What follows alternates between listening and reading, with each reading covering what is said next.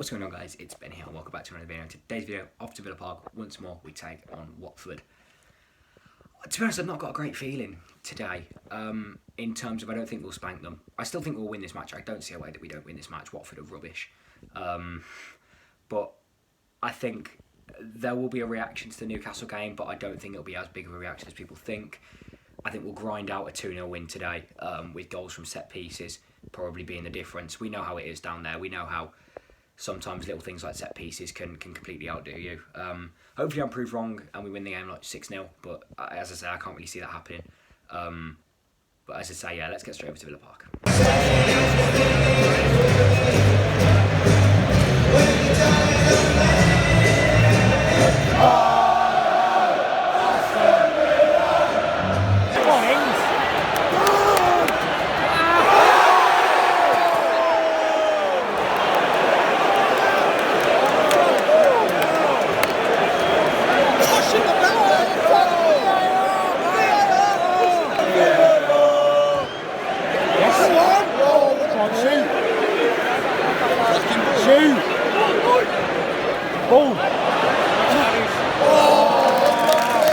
An absolutely massive save from Martinez to keep this level. 15 minutes, been quite an even game to be honest, but first chance goes to Watford. Sarr plays a ball in. Dennis is in space, turns Chambers, gets a shot away. Brilliant save from Martinez at his near post. Massive opportunity, completely clean through one-on-one. Martinez denies him. Watford have a corner now. They've not started terribly, Villa, but corner swung in now. And it's claimed by Emmy. Great bit of goalkeeping, still 0-0, 15 on the clock. Ball. Yeah, McGinn's ball. This is more like it. We didn't go in the ball. We normally go back to Emmy there.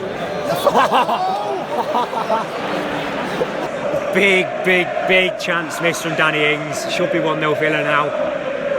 We haven't been great for the last 10-15 minutes. There's been nothing going on at all. What a bit of Watford possession whatever. And suddenly we get the ball, finds Buendia at the edge of the box, turns, flicks it behind. Ings, one-on-one with the keeper, Ben Foster. Tries to roll it at the near post, just hits the post. Unlucky, but for his calibre, he should be finishing it off. We've been a little bit lethargic, to be honest. 32 minutes on the clock, and it just doesn't seem like there's anything budging at the moment. This game really needs a goal. Hopefully we can find it. Should have been there through Danny Ings, but it's still 0-0.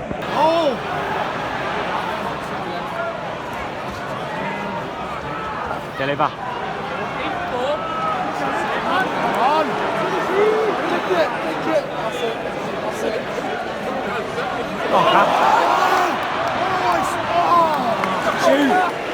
Oh, go to the ball, boy. He's got to use his ball. Well done, McGinn. Lovely. Beat the first man.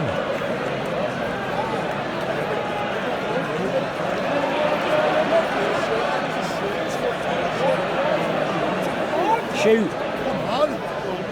Shoot.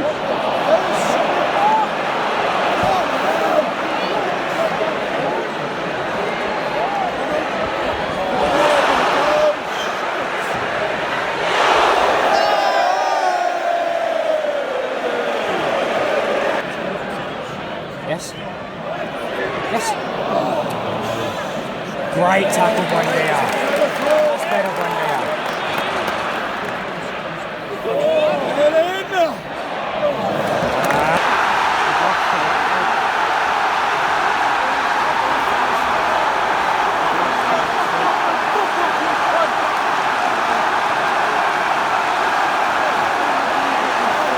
We're losing to Watford. We're losing to Watford.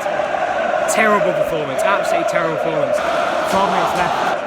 Emmanuel Dennis with a goal. Cross the box wise by Azar. We've just not been good enough in every area of the pitch again. It's like I'm watching the Newcastle game for another match and then run it in the 78th minute. I cannot see us getting back into this game. We've been absolutely awful for 78 minutes of this. Watford 1, Villa 0.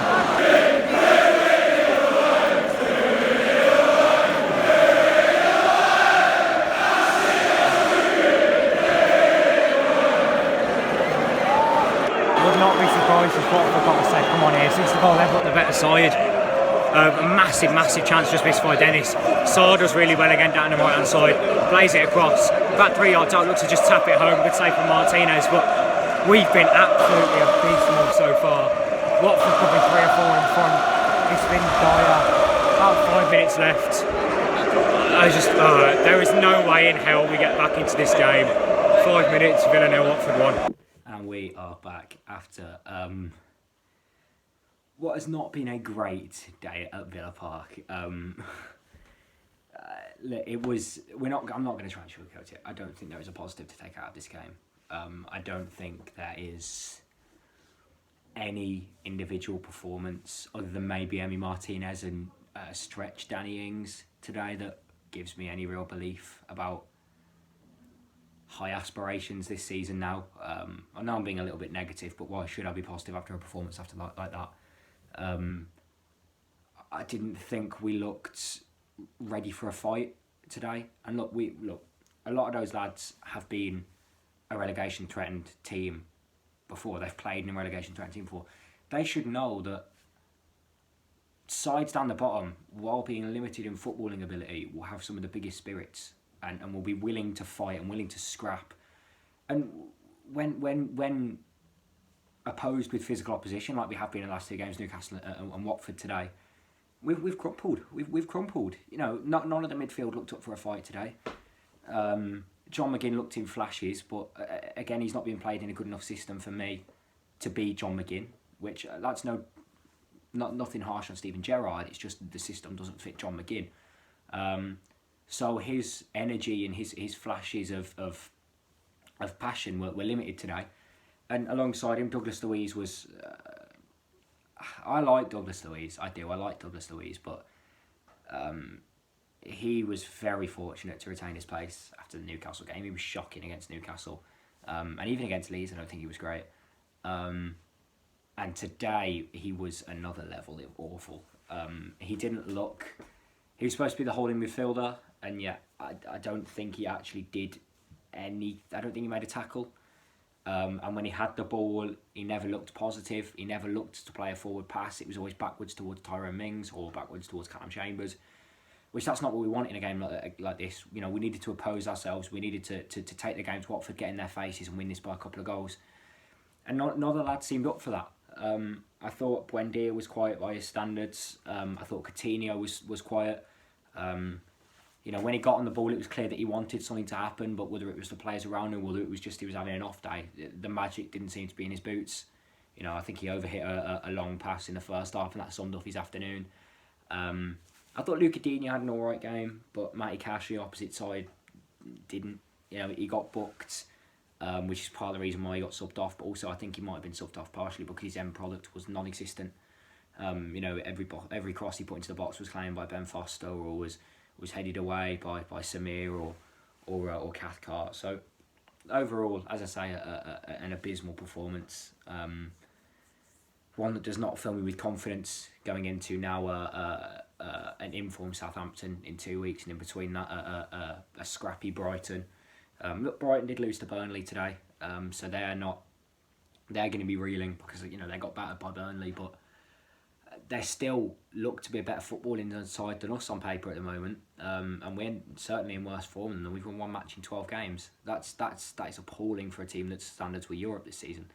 You know, that's what we all said at the start of the season. We wanted at least 7th, and now we're actually closer to the relegation zone than 7th. You know, with Tottenham's win today against Manchester City, I think we're now 11 points off the top of my head off 7th.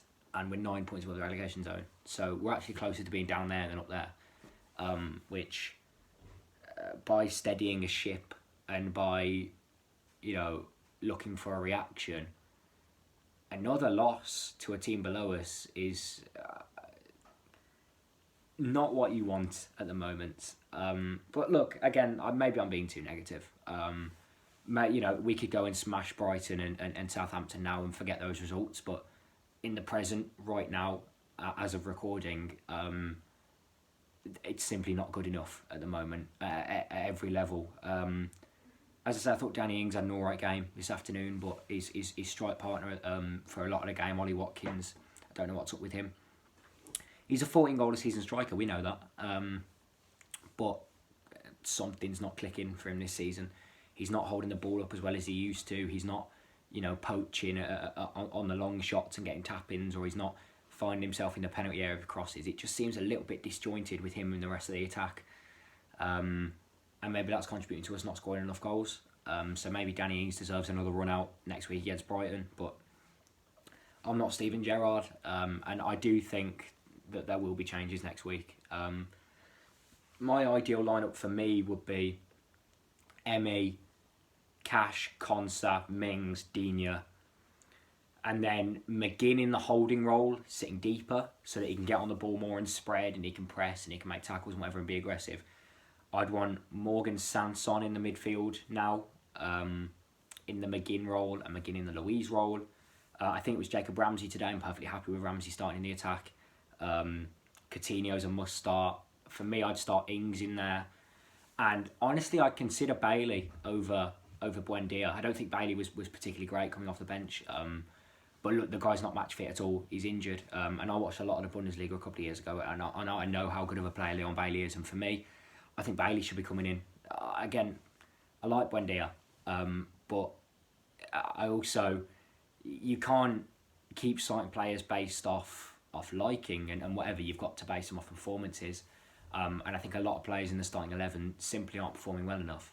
I think Cash is lucky that we sent Kane Kessler out on loan, because I would consider starting Kessler. You could also easily drop Timo Rogbum or Carney Chukwuemeka into centre mid over Morgan Sanson, or even into holding and bring John McGinn back into his normal role. But hey, as I say, Mr. Negative here. I didn't have a great feeling earlier, but I couldn't see an outcome where we didn't win this match.